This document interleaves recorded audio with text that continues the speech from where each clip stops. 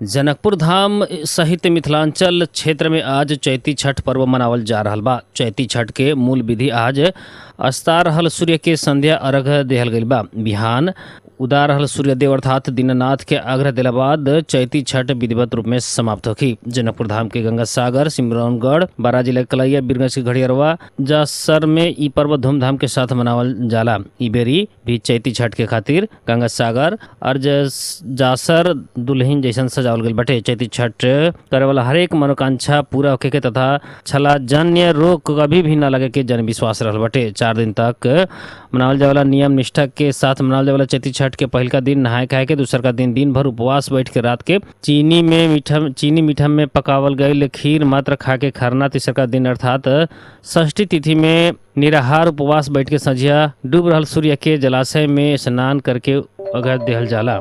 आज सूर्य अस्तावला के साथ 1 घंटा पूर्व देखे से व्रतालु लोग जलाशय में प्रवेश करके खष्टकी माता के ध्यान करत दीनानाथ के अर्घ्य दे बाटे लोग। अर्घ्य में ठेकुआ, भुसुआ, मूला, ऊख, भंटा, ठेकुआ, भुसवा, केरा, नरिवल लगायत के सामग्री प्रसाद के रूप में चढ़ावल जाला। कार्तिक में मनाल जाए वाला छठ पर्व जैसन उल्लेख संख्या में चैती छठ पर्व मनावे वाला न भइला पर भी पर्सेंटेज संख्या बढ़त गईल बाटे। शिक्षा विज्ञान तथा प्रविधि मंत्रालय आंदोलनरत शिक्षक सबके वार्ता में आवे के आग्रह कैले बाटे। मंत्रालय आज एक विज्ञप्ति जारी करत शिक्षा ऐन जल्दी पारित करावे वाला मांग करत आंदोलन में उतरल शिक्षक तथा कर्मचारी के प्रतिनिधि सबके छलफल के खातिर बोलैले बाटे। मंत्रालय से जारी कल गेल विज्ञप्ति में शिक्षा विधेयक प्रतिनिधि सभा में पेश होकर छलफल के प्रक्रिया में रहल उक्त विधेयक के जल्दी पारित कल जाई कह के शिक्षक सबके मांग प्रति गंभीर ध्यानाकर्षण भइल उल्लेख कल गेल बाटे। मंत्रालय संसद में विधेयक पेश होके के छलफल होके के आज स्वीकृत होके वाला विधायिकी प्रक्रिया के कानून व्यवस्था रहल स्मरण करावत सरकार शिक्षक समुदाय संगे विगत जैसन संवाद करेला तैयार रहल जनैले बाटे। इन्हें नेपाल शिक्षक महासंघ के अगुवाई में देश भर शिक्षक सब शिक्षा ऐन तत्काल जारी करे के मांग रखत काठमांडू में विरोध प्रदर्शन जारी रखले बाटे। महासंघ शिक्षा ऐन के प्रक्रिया में ढिलाई भइला से शिक्षक लोग के हक अधिकार प्रभावित भइल कहत तत्काल समाधान के मांग कैले बाटे। शिक्षक सब के आंदोलन के कारण सामुदायिक विद्यालय में पठन पाठन प्रभावित भइल बाटे तथा शिक्षा क्षेत्र के समस्या समाधान के खातिर वार्ता से समाधान खोजेला मंत्रालय आह्वान कैले बाटे। मध्य प्रदेश में डॉक्टर आ स्वास्थ्य कर्मी सबके तलब भुगतानी न भइला पर स्वास्थ्य सेवा प्रभावित भइल बाटे। नेपाल चिकित्सक संघ मध्य प्रदेश कमेटी आकस्मिक बाहक के संपूर्ण स्वास्थ्य सेवा बंद करके घोषणा कैले बाटे। संघ मध्य प्रदेश सरकार के 72 घंटा भीतर डॉक्टर तथा स्वास्थ्य कर्मी सबके बाकी तलब भुगतानी करे अल्टीमेटम देले रहे, लेकिन सरकार की व्यवस्था के कारण बीफे के आंसू के चैत 21 और 22 गते प्रादेशिक अस्पताल लगायत के संपूर्ण स्वास्थ्य संस्था में आकस्मिक सेवा बाहक के अन्य सभी सेवा बंद करके संघ के अध्यक्ष डॉक्टर नीरज कुमार सिंह जानकारी कैल विज्ञप्ति में उल्लेख बाटे। मध्य प्रदेश के विभिन्न अस्पताल और स्वास्थ्य संस्था में कार्यरत डॉक्टर और स्वास्थ्य कर्मी सब 6 महीना से तलब न मिलल शिकायत कैले बाटे लोग। प्रादेशिक अस्पताल मलंगवा सरलाही 4 महीना से तलब वहाँ रोकल गई बाटे। प्रादेशिक अस्पताल कलैया 4 महीना से तलब न मिलल। बाल रोग विशेषज्ञ डॉक्टर रमेश खतिवाड़ा, नेत्र रोग विशेषज्ञ डॉक्टर ऋचा मंडल सहित 8 डॉक्टर सहित प्रभावित भइल बाटे। मध्य स्वास्थ्य विज्ञान प्रतिष्ठान जनकपुर धाम धनुषा 2 महीना से तलब न मिलल। 18 चिकित्सा 17 स्वास्थ्य कर्मी प्रभावित भइल बाटे। राम कुमार शारदा, उमा प्रसाद मुरार के प्रादेशिक अस्पताल लहान, ऐसा ही हमने के जल महोत्तरी, ऐसा ही हमने के लालबंदी अस्पताल सरलाही, ऐसा ही हमने के कोहली PHC 12, PHC महेंद्रनगर धनसा, गंगा पिपरा PHC रौतहट, परतवा PHC सरलाही में भी चिकित्सक और स्वास्थ्य कर्मी सबके तलब रोकल गई बाटे। संघ मध्य प्रदेश सरकार के 72 घंटा भीतर समाधान न कैले पर थप आंदोलन के कार्यक्रम घोषणा करके चेतावनी दियल बाटे। संघ के अध्यक्ष डॉक्टर सिंह बारंबार ध्यानाकर्षण करेला पर भी सरकार व्यवस्था कैल बतावत आंदोलन के कर्मचारी सबके निरंतरता देवेला जनैले बाटे। बीरगंज महानगर पालिका वार्ड नंबर 24 से रामगढ़वा स्थित श्री राम जानकी आधारभूत विद्यालय के समाजसेवी ब्रिजेश चौधरी सामग्री सहयोग कैले बानी। समाजसेवी चौधरी विद्यालय के 1 थान मोटर आ 5 थान कुर्सी हस्तांतरण कैले बानी। परसा जगन्नाथपुर वार्ड नंबर 4 निवासी चौधरी विद्यालय के शैक्षिक वातावरण सुधारे के खातिर उक्त सहयोग कैले बानी। सहयोग हस्तांतरण के कार्यक्रम में विद्यालय के शिक्षक सुनील पंडित के समाजसेवी चौधरी सामग्री सब हस्तांतरण कैनी। चौधरी के ई सहयोग से विद्यालय के विद्यार्थी शिक्षक सबके पठन पाठन में सहजता होके के भी विश्वास कैल बाटे। विद्यालय के शिक्षक पंडित के सहयोग के खातिर चौधरी के धन्यवाद व्यक्त करत शिक्षा में थप सहयोग आ लगानी की आवश्यकता रहल उल्लेख कैनी। वहाँ के विद्यालय के शैक्षिक उपकरण फर्नीचर आ अन्य स्रोत साधन के कमी भइल कहत थप सहयोग के खातिर समाजसेवी सबसे आग्रह कैले बानी। समाजसेवी चौधरी विद्यालय के विद्यार्थी सबके गुणस्तरीय शिक्षा उपलब्ध करावे के अपन प्रतिबद्धता व्यक्त करत आवे वाला दिन में भी सहयोग जारी रखे के प्रतिबद्धता जनैले बानी। सरलाही में प्रहरी के इंस्पेक्टर बानी कहत धमकावे वाला एक युवक का पकड़ाव पड़ल बानी। पकड़ाव पड़े वाला में जिला के हरिवन नगर पालिका 6 के अनुक्रम पोखरेल रहल बानी।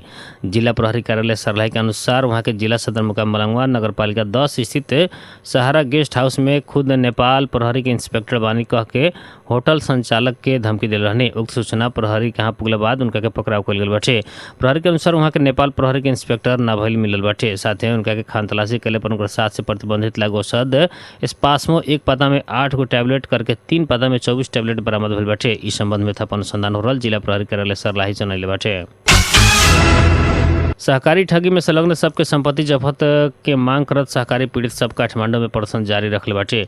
आज पीड़ित सब शांति वाटिका से लेकर बलुआटार तक रैली निकालत नाराबाजी कैले रहे। सहकारी बचतकर्ता संरक्षण राष्ट्रीय अभियान महासंघ के अगुवाई में आयोजित प्रदर्शन में सहभागी सब ठगी में संलग्न सहकारी तथा लघु वित्तीय संस्था सबके खारिजी ऋण मिनाहा करे के मांग कैले बाटे। लोग बलुआटार तरफ आगे बढ़ला पर प्रहरी से राखल बैरिकेड तोड़े के खोजला पर कुछ प्रदर्शनकारी घायल भी भइल बानी। पीड़ित सबके बचतकर्ता के पैसा फिरता होकर के ठगी में संलग्न के संपत्ति जब्त करके क्षतिपूर्ति देवे के लगायत के मांग रखत आंदोलन जारी रखल बतैले बाटे। लोग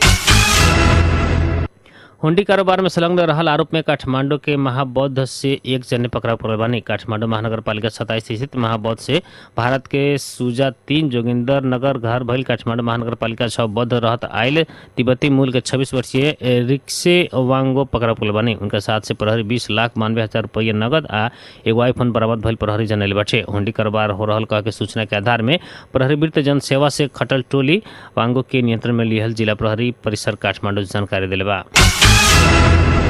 तराई मधेश लोकतांत्रिक 7 दल संघीय लोकतांत्रिक मोर्चा घोषणा कैले बाटे। आज काठमांडू के बानेश्वर में एक कार्यक्रम करके जनमत पार्टी, जनता समाजवादी पार्टी जसपा नेपाल, लोकतांत्रिक समाजवादी पार्टी लोसपा नेपाल, नागरिक उन्मुक्ति पार्टी, राष्ट्रीय मुक्ति पार्टी, जनता प्रगतिशील पार्टी, तराई मधेश लोकतांत्रिक पार्टी तमोलोपा मोर्चा घोषणा कैले बानी। संविधान संशोधन तथा मधेश के मुद्दा के प्रभावकारी ढंग से उठावे के उ लोग के मुख्य प्रतिबद्धता रहल बाटे। ऐसे ही मोर्चा से विगत में नेपाल सरकार आंदोलनकारी शक्ति बीच कल गई 22 बूंदे 8 बूंदे 11 बूंदे समझौता के साथ अन्य राजनीतिक दल संगठन और सरकार बीच भइल कईल सहमति तत्काल कार्यान्वयन करावे के उद्देश्य रखले बाटे।